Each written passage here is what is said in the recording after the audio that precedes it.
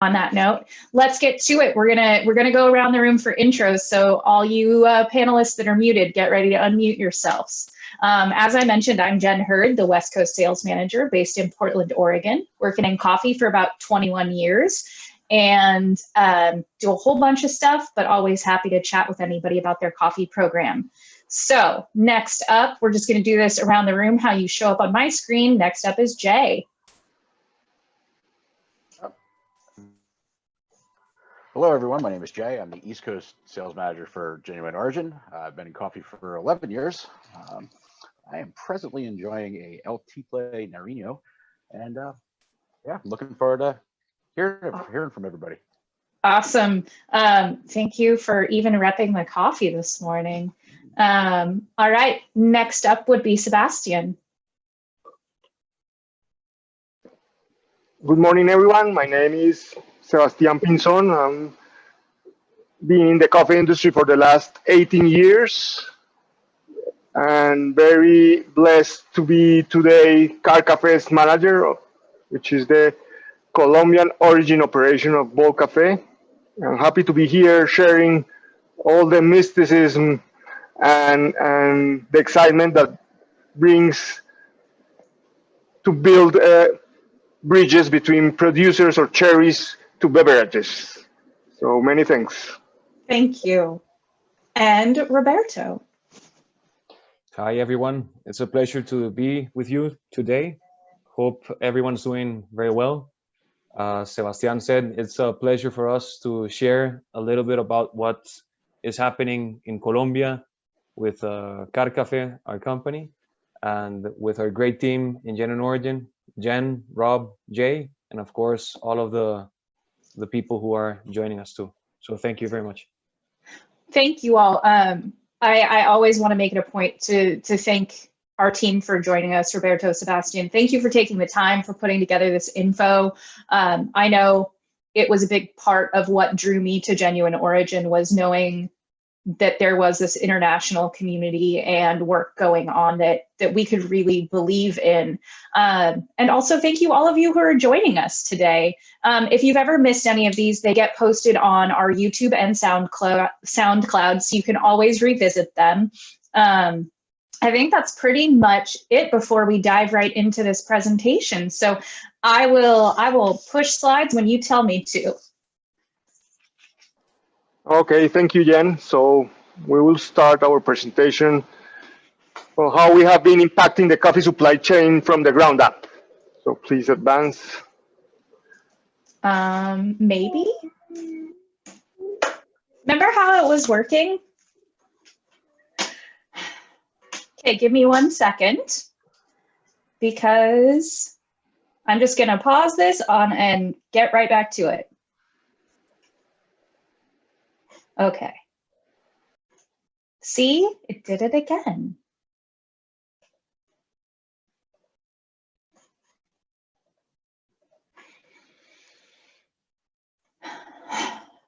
So this is the thing about technology from current slide.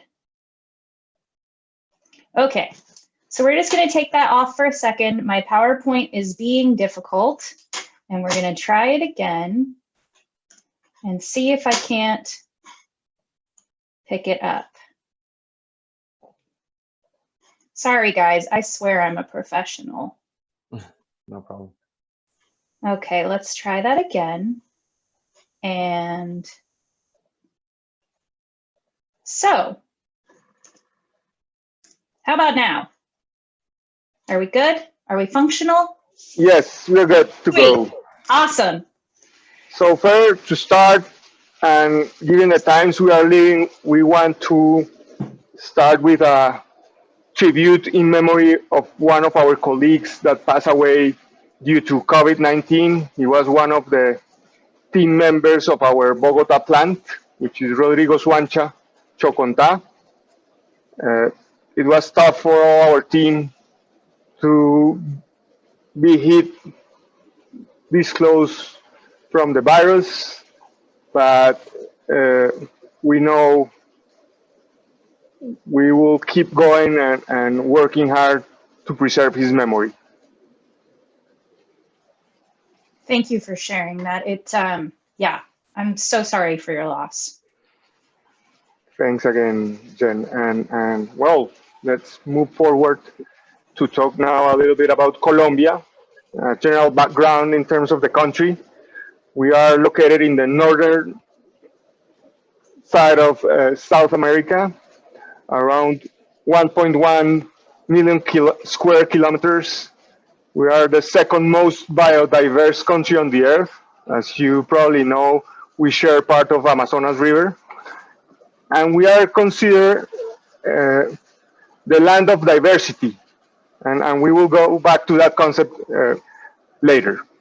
In terms of the coastlines, we have a coastline in the Pacific and the Atlantic Ocean, which is a very good thing for logistics in terms of connecting to around the world. It makes our life easier if we want to go to Asia or all the Pacific ports, and also to Atlantic ports in Europe or the US. We have 32 states or departments and a population of around 50 million people, which is 77% urban population. And now going back to the concept of land of diversity, and this is the way I'm going to link it to coffee production, is we are located between the 4th degree latitude and the 12th degree latitude. And we are just in the edge of what we call the intertropical confluence zone.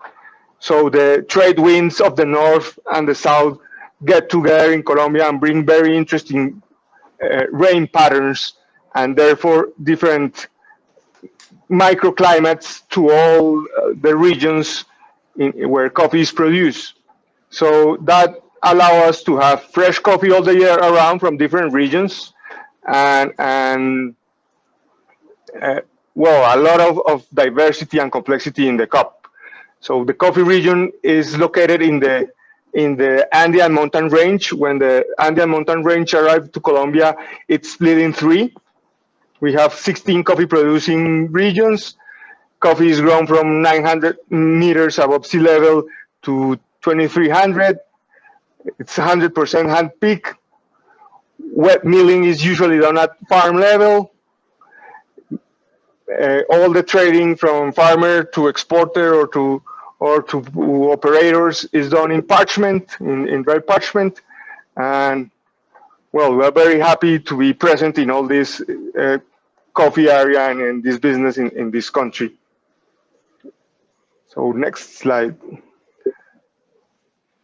Now going down to Car Cafe as a company, I would say we are based on three main pillars. The first one is physical infrastructure. So we have 5 dry mills, 14 buying stations that cover all the coffee geography.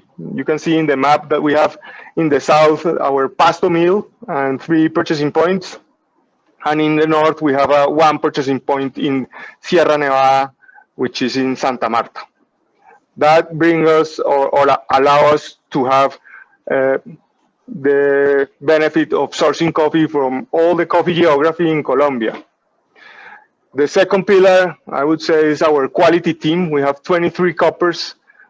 14 of them are Q graders, which allow us to understand all the topics around quality and to translate as accurate as possible the will and the needs of our clients, and at the same time transfer that knowledge to our producers. And that brings me to the third pillar, which is our field team, where we have 71 people or commercial technical assistants that work hand to hand with all the producers in the country that we work with. So I leave it there for Roberto, who is the responsible of making that happen.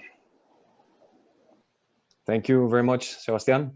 So part of my responsibilities besides the trading side is also working with and leading our teams and the sustainability side. So as you some of you may have heard, we have a program worldwide which is called Bocafe Way, which is, as we consider it, a global and holistic approach that aims to a profitable sustainability in coffee.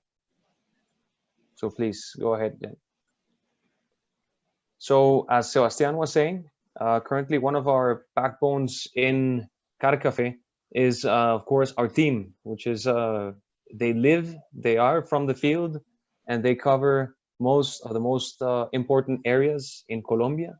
So 72 trained agronomists based all along this beautiful coffee Andean regions around the country, some which are actually not in the Andean regions, and we will talk about this too. The team has been growing, and we are focusing, as I said, in sustainability, so social, environmental aspects, and also, as Sebastian said, providing commercial support to our team, to the procurement and guaranteeing a traceable, high-quality coffee for you all.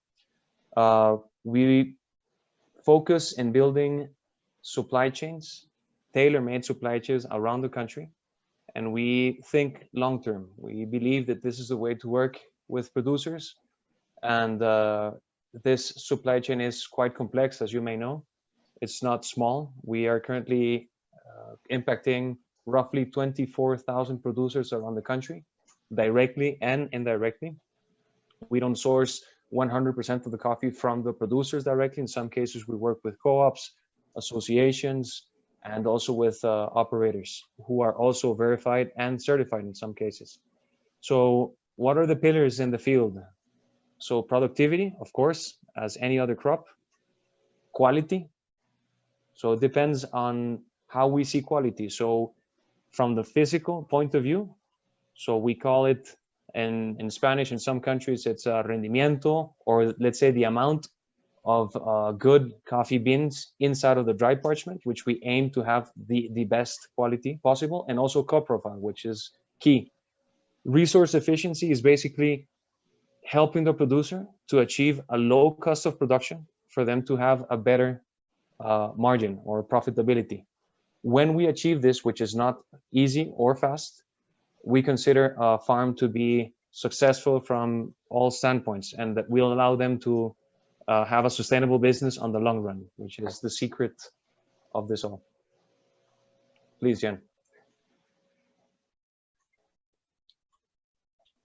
Okay, so producers, as you saw in the map, the first one that Sebastian showed, Colombia is a very diverse country, so all sorts of microclimates, altitudes, latitudes. So since we bet on having a local team in every single region, with engineers, with coppers, with buyers, with administrative personnel, we have the blessing of having direct contact with all of them. So it's marvelous of how you can see the difference of a farm in Nariño or one in Santa Marta or in Tolima.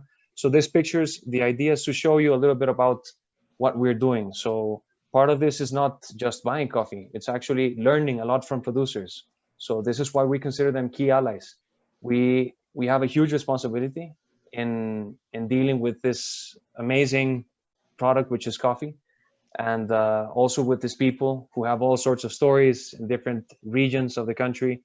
For instance, in the center, you see this kind of aerospace tank. This is actually one invention that was done in Cauca by a group of producers. These guys are going, they're also scientists, you know, they have even a physicist working in the team. So you have them, you have the Eje Cafetero, for instance, on the right of the screen, so which is one of the most traditional areas in coffee areas in Colombia. We have found and have been working with many producers who can not only provide the plain washed coffees, but we are also sourcing all sorts of processed coffees and different for all pallets, right? So we cup every single bag that's being bought, whether if it's in a buying station, a milling station, or in our head office in Bogota. So we just wanted to put some different colors and faces of many producers who make this business possible. Thank you, Jen, please. Okay. So Carcafé is also a Volcafe Way coffee producer. We believe that we have to practice what we preach, right? So currently the company has 2 farms in 2 strategic areas in Colombia. One in Manizales, which is actually in the coffee axis in Caldas, where the coffee that Jen mentioned is coming from, the natural. So this is a medium-sized farm for Colombia. It has 14 hectares in coffee. And the other one is in Nariño, actually, in one of the most important areas called La Unión de Nariño. So what's our goal? We want to not only produce amazing coffees and experiment with different type of processing, washed, naturals, honeys, but also having a showcase that allows us to share this knowledge, full disclosure, with producers, with our team, with other teams, with baristas, with roasters, importers, in order to have this very dynamic live action of what's happening in the coffee field. So by the way, you are all welcome. Hopefully in the future you can get to visit the farms with us, and this is the idea, to participate from the bean all the way up to the drying and the cupping of these coffees. We've been learning a lot. It is not easy.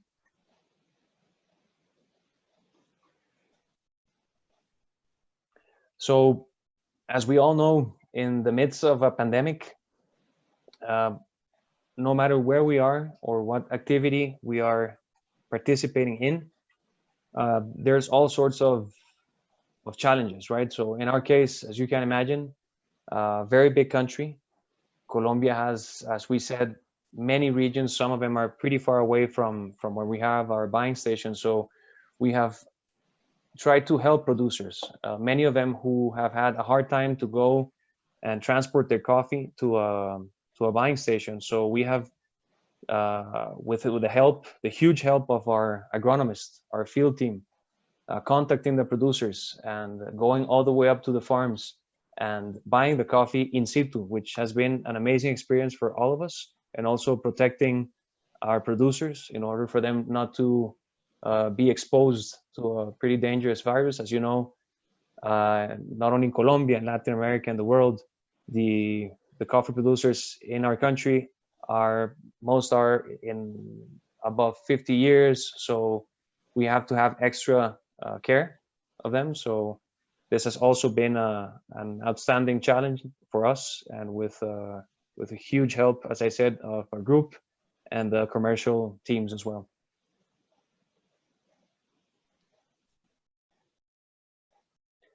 So that's a very brief presentation of what we are in Carcafé, and we would really enjoy to have a nice conversation or questions.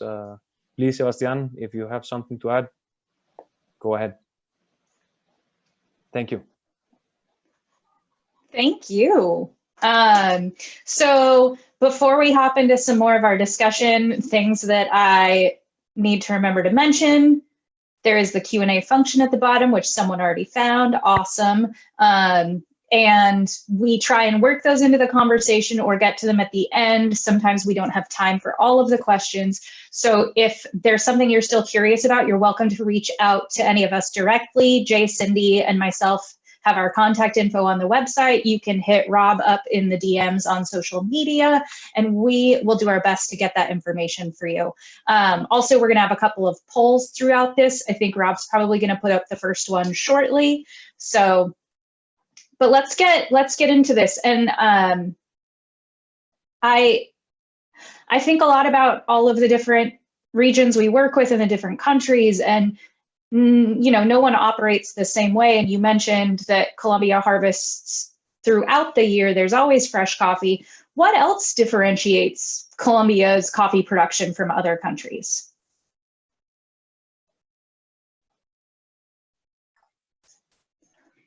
Okay, so yes, it's a huge diversity in terms of varieties, altitudes, processing methods.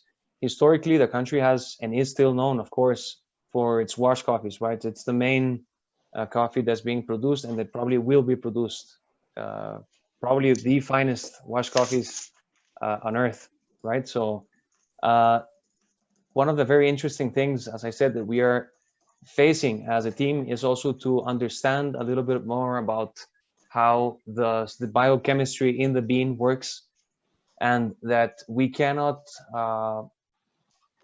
catalog a coffee in one specific quality.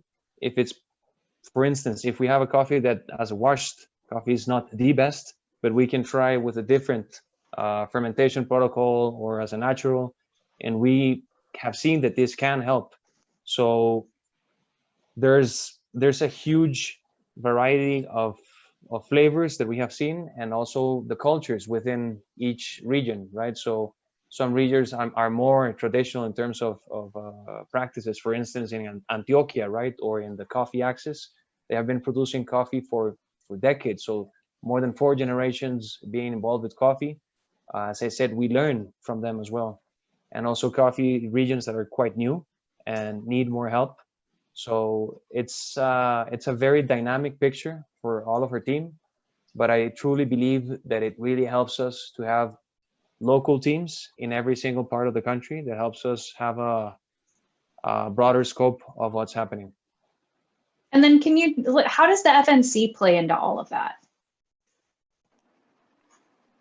So we have to understand what type of organization FNC is. So FNC is the Guild of Producers of Colombia. And they have been, or they start, or was founded in 1927. So we are reaching almost 100 years of that organization. At the beginning, it was created in order to help producers gather the production and export it. But then things have changed over time. So right now, on top of being the guild and being an exporter as Car Cafe is in Colombia, they also have like an institutional hat where they manage what it's called the National Coffee Fund. And the National Coffee Fund is the money that every producer has to pay as a tax and which they decide to create many years ago to fund that fund to receive some technical assistance and some research. So usually you hear about FNC in the fields because of the yellow shirts, which all the producers in Colombia, no matter where they sell, they are entitled to because they already pay for it due to the tax. And you also, or they are also very well known because of Senicafe and all the development of varietals for rust resistance and trying to improve picking. So that's the role of FNC in this process. So it's an organization that it's the Guild of Producers, has 2 hats, an institutional one and an exporter one. Okay, thank you. Jay, I think you had a question. Yes, we see that a lot of producers are processing their coffees at their farms. How has this impacted the quality and consistency, and how are you assisting those farmers improving their consistency? Okay, thank you, Jay. So very good question.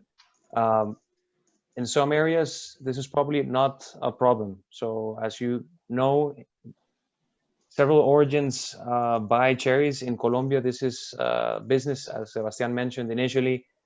Most business is done in dry parchment. So yes, there are some risks that are being faced in the farm. For instance, not washing the coffee at the right moment, having the right ripeness.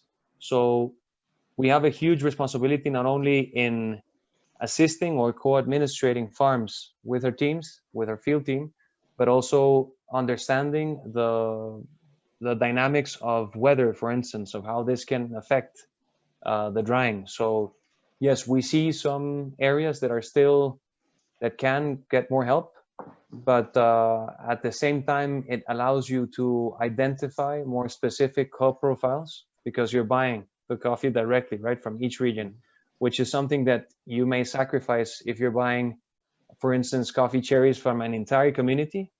So there are some pros and some cons, but this is definitely something that we put lots of effort in, because the very first thing that we have to achieve is having a clean cup, right?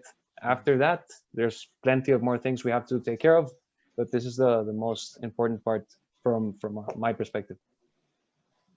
Thank you. Cool. I know I always think about that with experimental processes, which I promise for that question in the chat, we're going to get to it. It's like, it's just so scary. But I wanted to touch a little bit more on COVID-19. Again, we know that Car Cafe has been personally impacted by this.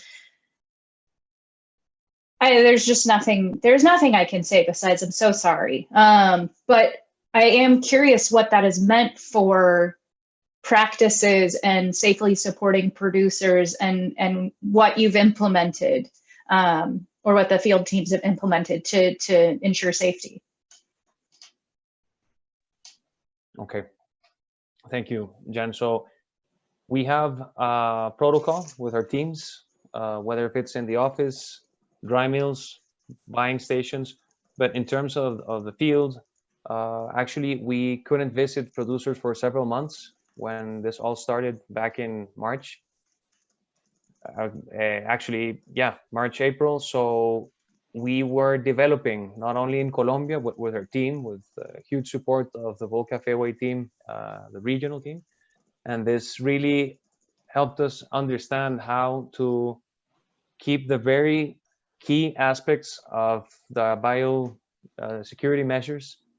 So yeah, it has affected. We would say that we cannot, for instance, have gatherings. So we really bet on working with model farms and having farmer trainings in order to be more efficient, right? Because you saw the number, and it's not easy to reach so many producers. So that momentarily we cannot do. So we have to focus one-on-one, visiting each farm, keeping the social distancing, using the face mask. And besides that, we also participated with help of our key allies on the other side, with roasters to provide different tools for buying stations to be protected in terms of preventing the virus to be a vector when the producers go to sell the coffee personally. So this has been quite important. And in terms of payment, as you know, in Colombia, same as other countries, there's lots of cash being handled during the peak harvest, right? So we have also put lots of effort in working with our banks, which are also allies, in order to use the different digital tools in order to save time for producers and also protect them from, for instance, going to the bank and staying there in a line, for half an hour, 2 hours, waiting for their money, but using these digital tools, which have been quite helpful as well. I would add up to what Roberto said. First thing was, we want everyone healthy in our team and in our supply chains, but at the same time, we find creative ways to really keep the blood flowing in the industry and making these communities able to get their payments, their coffee purchased, and in the other side, well, sending it and exporting it so you can roast it and commercialize it. So I think we have been working very hard to keep our health as much as possible intact, and at the same time not affecting as much as possible the economic side of the equation. Mm-hmm. Yeah, we've seen our sister operations trying a lot of different things. Like I know in Costa Rica, they did a webinar for farm training. So I'm glad you're finding ways around that and keeping everybody safe and healthy as much as you can. I think, Jay, you said that you wanted to ask about some farm stuff, if you want to hit that. Yes, Narino has some of the smallest farms in Colombia. Is there an ideal size for Vol Cafe Way and Car Cafe to work with? Yeah, Jay, thanks. So yeah, the average farm in Nariño is quite small. Sometimes it's between 1 to 3 hectares. So there's no ideal size. We work with small, medium, and large farms, which is actually the same thing with our end clients, right, or buyers. It does not make a difference for us if it's a very big roaster or someone who roasts 2 kilos per week. So the idea is to provide the same knowledge to any size, right, to any farm size. And as I mentioned, the dynamics in the field are quite interesting because in some cases you might see a farm which is quite small doing very good practices, and at the same time having a medium or large size producer coming in to learn to see what's happening, right? So size can be relative in this case. Thank you. I want to talk more because we've gotten a few questions about Vol Cafe Way and the farms that Car Cafe has. So I want to address that a little bit. For one, if you've never visited the Vol Cafe Way website, you should do that. It goes into far more detail if you want to learn more. We also did one of these webinars for Vol Cafe Way, so you can find that on our YouTube. It's implemented a little bit differently in all the regions that it's working because, again, coffee is not one size fits all. However, they do all have the same categories for compliance around a social category, environmental practices, business practices, et cetera. But it's taking a little bit longer in some places. It's been really embraced quickly in some places. So definitely go check out the site, go check out the webinar and learn more about that. And also, so someone was asking, you mentioned earlier about Car Cafe having a couple of farms and being a Vol Cafe Way producer. I would love to hear a little bit more about what the future plans are, what you're working on as far as, is it going to be a model? Are they going to be model farms? Is there some processing stuff going on? Are there any certifications going? And I will be very upfront and say, I have very complicated feelings about certification, and I'm always happy to have those conversations offline, but I can't get down that rabbit hole right now. So, yeah. Okay. So both farms so we use Vol Cafe Way, first of all, for the social environmental aspect.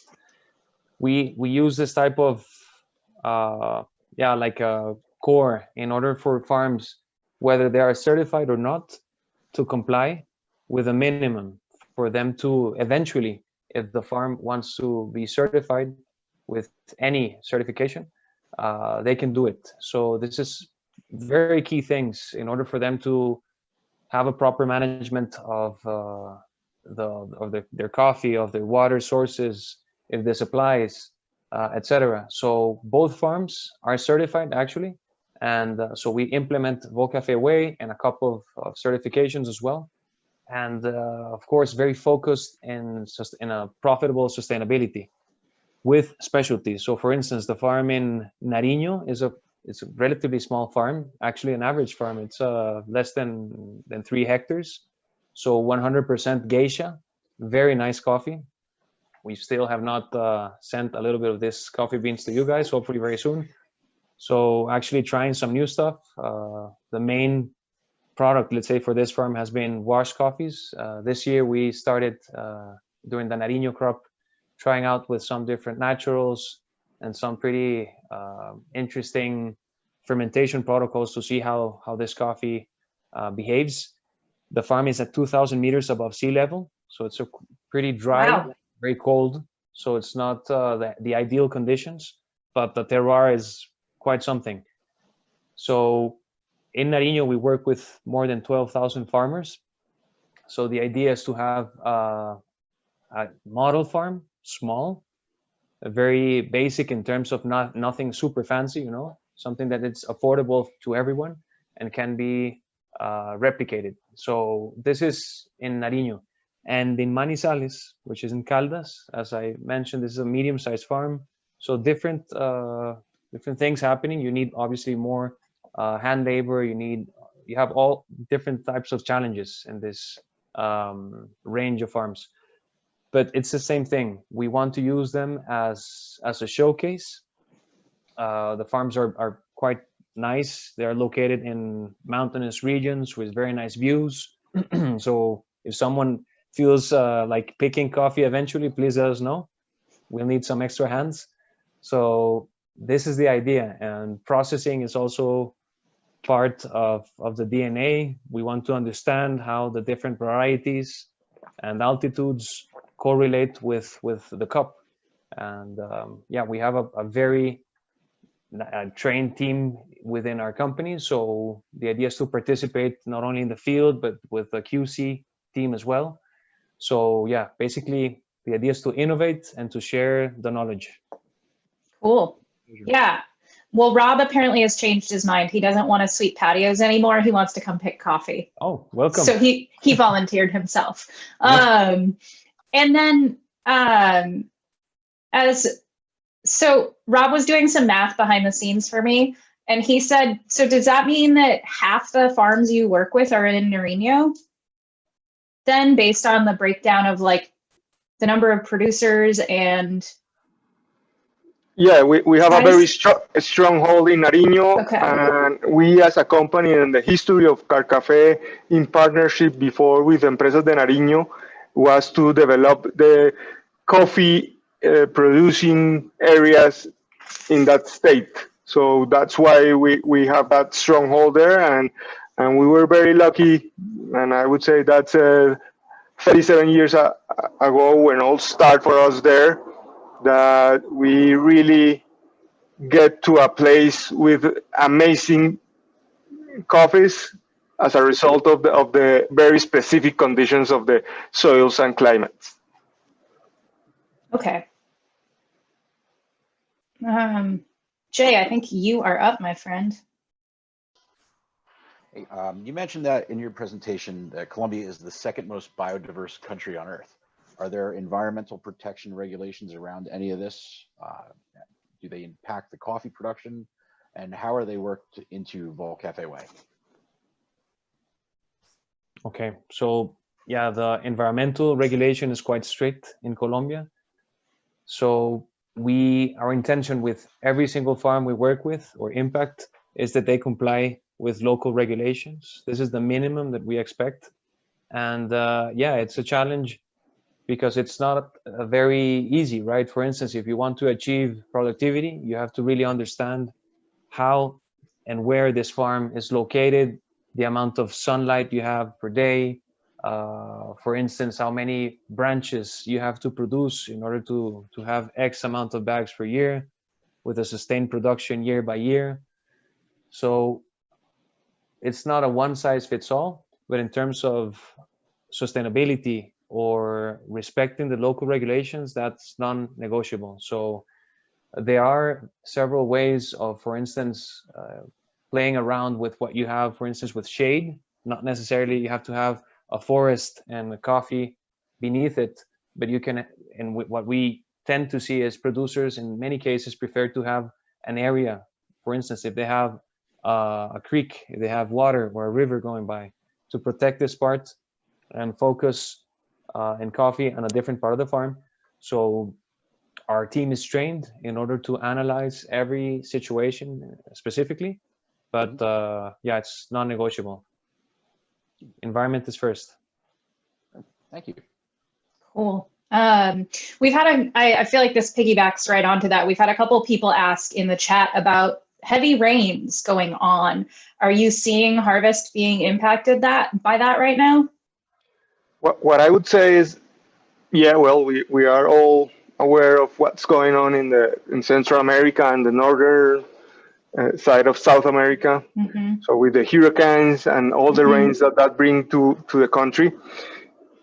So as I mentioned before, we have to take into account that usually in Colombia we have a main crop that is in the northern side of the country that is being delayed in terms of the wet milling and the drying because of the excess of rains, but let's say the coffee was there already, so it's not an impact in the volume, it's more an impact in the speed to market. But then the rains also bring some problems to flowering, and therefore for the fly crop we can see an impact in terms of volume. It's early to tell, and it changed from region to region. As I said, the rain patterns in Colombia differ a lot from region to region, and that's why we have coffee all year round. So you have to go to the specificity of each region before having a very misleading conclusion. So I think it's early to say. Right now, what we are seeing is that the regions that have main crop have delayed their processing rather than impacting their volume. Okay. Well, we'll stay tuned for that. I think I want to spend these last few minutes talking about coffee. Surprise. We've spent it's been over 4 years now for Genuine Origin, and we've really been honing our sourcing practices. And I feel like we're being much smarter about the coffees we're bringing in. And part of that has been building our brands, right? So for Colombia, we have the El Tiple, and we've had the Huila, which has been really popular. We just brought in the Nariño because Jay and Cindy and I kept whining about it and saying people want Nariño. We've had some beautiful micro lots. What's next? What should we be excited about? What coffees should we be looking for in the next year? Okay, so recently, I believe you copped the Tabi, right, from Cundinamarca? Yeah, from Villalara, yeah. That was So such a cool story too. Yeah, very cool story. Actually, a very good friend of ours from Vermont who fell in love with a Colombian girl, and they started their business in one of the loveliest areas in Cundinamarca, which is actually pretty close, or relatively close to Bogota. And the natural, right, from Juan Felipe. Yes. So what's next for the coming months? We will try some more naturals from Juan Felipe. Yay! Actually, a new protocol that he's developed. So very interesting coffee that Genuine Origin has already cupped, and a pretty interesting story from a place in Cauca, in the south of Colombia, which is called Insa. One of my personal favorites, fully washed coffees. And there's an important indigenous community in this region we've been working with. So yeah, Insa and naturals for the coming 45, 60 days. And for next year, hopefully all sorts of coffees. So washed, honeys, naturals, anaerobic. So we've been cupping together with your team to see what is the market looking for. But the interesting part is, yeah, we're seeing pretty interesting flavors that are coming up. So I think we'll have a fascinating 2021 in terms of variety.